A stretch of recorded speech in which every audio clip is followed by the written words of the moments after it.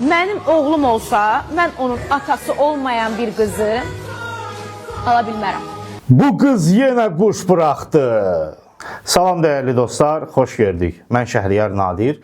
Əziz dostlar, mövzuya keçməmişdən öncə sizə bir şey deyim ki, aşağıda gördüyünüz mənim WhatsApp nömrəmdir. Siz bizim vasitəmizlə Çindən, fabrikdən, zavoddan avtomobil, ekskavator, traktor, nə istəyirsinizsə, kran, sonra canım sizə nə desin, tibbi avadanlıqlar, inşaat malları, geyimlər, nə istəsəz toptan şəkildə alıb sizə gətirib təhvil verə bilərik. Rusiyaya da çatdırılma eləyirik. Sadəcə əlaqə saxlayın. Və salam, şüt tamam. Neyse, keçək bu qıza, görək bu nə quş duyub bu dəfə. Mənim oğlum olsa, mən onun atası olmayan bir qızı ala bilmərəm. Çünki mən elə ailəmdən, doğulduğum ailədə görmüşəm ki, evin kişisi kişi olmalıdır. Kişi xarakterli olmalıdır.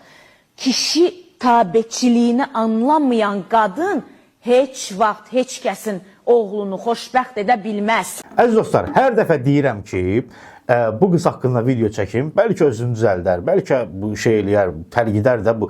Bilirsiniz necə, bunun dediklərində cinayət xarakteri də yoxdur deyə adam bilmir kimə şikayət eləsin bunu. Mıtırışı da ki, yatıb fil qulağında, yəni onlar belə şeyi nəzarət eləmirlər, onların işi tamam başqadır.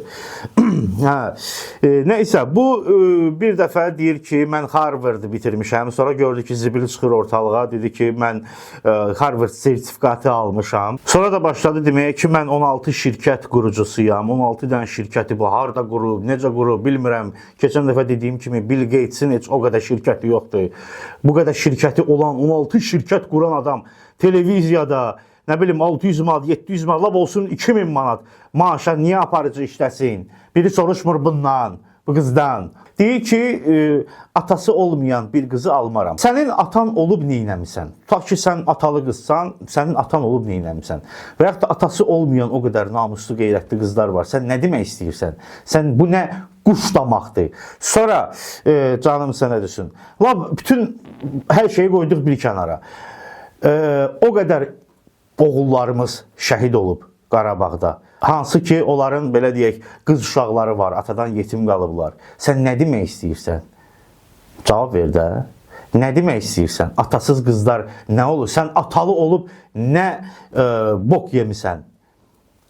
Bax, belə quşlamalarla gündəmə gəlirlər. Sən niyə efirdə aparıcılıq eləyirsən? Danışıq qabiliyyətin yoxdursa, fikirləşmədən, düşünmədən, ağzına gələni danışırsansa, yenə deyirəm, sən atalı olub neynəmisən? Hə, o qədər şəhidlərin qız uşaqları qalıb yetim, atadan yetim, ataları yoxdur. Nətər olacaq indi? Cavab ver.